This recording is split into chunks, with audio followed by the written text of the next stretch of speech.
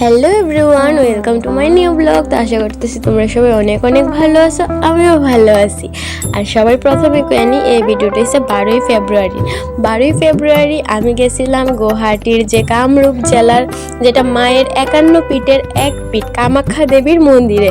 আমার অনেক দিনের ইচ্ছা আসলো, অনেক দিনের আশা স্বপ্ন ছিল যে আমি কামাখ্যা দেবীর মন্দিরে যাবো। সবাই যায়, সবাই ফটো ভিডিওতে দেখা, মানে কি কইতাম আর সবচাইতে বেশি মানে আমার কত আমি তোমাদের বুঝাতে পারতাম না যে আমার কতটুকু ইচ্ছা ছিল যে কামাখ্যা দেবীর মন্দিরে যাওয়ার লিগা।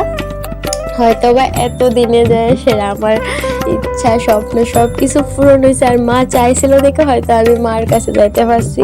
মানে আমি অনেক অনেক খুশি তোমরা বুঝতে পারতাম না সত্যি।